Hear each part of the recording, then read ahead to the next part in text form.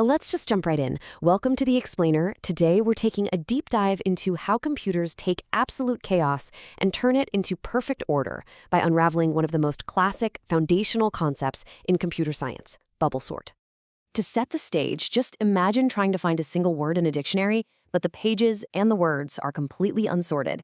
You'd literally be scanning page by page, line by agonizing line. It would be an absolute nightmare, right? And that perfectly highlights why sorting is an absolutely crucial bedrock of modern computing. So here is our game plan for today. We'll define the sorting problem, break down the bubbling mechanism, and run through a step-by-step example. Then we'll map out the formal algorithm logic, look at the actual Python implementation, and finally evaluate the time complexity. Part 1. The sorting problem.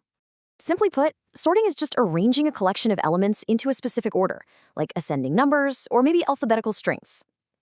Now, doing this obviously takes computing power up front, but that overhead is the price we pay to save massive amounts of time later on when we actually need to search through that data. Moving on to part 2, the bubbling mechanism. So how does bubble sort actually pull this off? Well, it works by repeatedly comparing adjacent elements, literally just looking at two items sitting right next to each other. If they're out of order, it swaps them. The metaphor here is incredibly visual. Just like heavy items sinking to the bottom of a pond or air bubbles rising up to the surface, the largest numbers slowly iterate their way up to the very end of the list. Every complete trip through the list is called a pass, and if you have a list of n elements, it's going to take n-1 passes to guarantee the whole thing is perfectly sorted. Part 3, let's look at a step-by-step example. Okay, let's make this totally concrete. We have a starting array called numList with 6 completely random, unsorted numbers, 8, 7, 13, 1, -9, and 4. Our objective is to get these into perfect ascending order.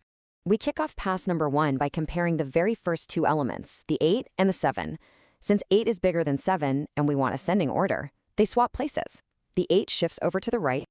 Now watch this cascade happen. We move to the next adjacent pair, 8 and 13. Is 8 greater than 13? Nope, so no swap. We just pass right over it. Next up, 13 and 1. 13 is obviously much larger, so they swap. 13 and -9? Swap. 13 and 4? Swap again. We've essentially acted like a bulldozer, pushing that massive 13 all the way down the line. And there it is. After just one single complete pass, our largest number, 13, has completely bubbled up to its correct final position at the very end of the array. That element is now officially sorted, which means for pass number 2, the computer doesn't even need to look at it anymore. It reduces our unsorted list by 1, which is a fantastic little efficiency win. Part 4, formal algorithm logic. Behind the scenes, algorithm 5.1 from the text boils down to a few core steps. First, we set an outer loop, we'll call it I, just to keep track of the passes. Second, we need an inner loop, J, to actually traverse the adjacent pairs. Now, crucially, notice this inner loop only goes up to n-i-1. That's the math that smartly ignores the elements we've already sorted at the end. Third is our condition check. Is the element at J greater than the one at J+1? And finally, step 4, if it is, make the swap. Let's jump to part 5, the Python implementation. Right, let's translate that logic directly into program 5-1. The outer loop for I in range n acts as our pass counter. Then we've got the nested inner loop for j in range 0 n-i-1, handling those adjacent comparisons. The if statement is our logic check. But here is the real beauty of Python. List 1j, list 1j plus 1 equals list 1j plus 1, list 1j. That single elegant line of code swaps the two elements simultaneously. No clunky temporary variables required. It's just clean and brilliant. Part 6. Algorithm time complexity. We have to do a reality check here on how this actually scales. Algorithms with just one single loop have linear time complexity. They scale pretty smoothly. But an algorithm with a loop nested inside another loop, those inner steps are repeating over and over for every single step of the outer loop. We call these quadratic time algorithms, and they execute roughly n² times. And because bubble sort fundamentally relies on nested loops, it operates in quadratic time. For a tiny list of 6 items like we just did, sure, it's instantaneous.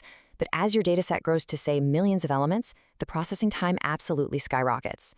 It's like walking into a massive stadium and having to personally shake hands and introduce yourself to every single other person in that stadium, one by one. It's a fantastic foundational teaching tool, But in the real world of big data, that n-squared time complexity is a severe bottleneck. So I'll leave you with this to chew on. Algorithms often do redundant work. Think back to our step-by-step. If the code runs through a complete pass and makes absolutely zero swaps, well, that means the list is already perfectly sorted, right? Yet the basic version of algorithm 5.1 will blindly keep churning through the rest of the passes anyway. So how might you tweak that Python code? Maybe toss in a simple flag variable to detect when a pass had no swaps, stop the loops early, and save a ton of computing time? It's a fun optimization puzzle to think about. Thanks for joining me on this explainer.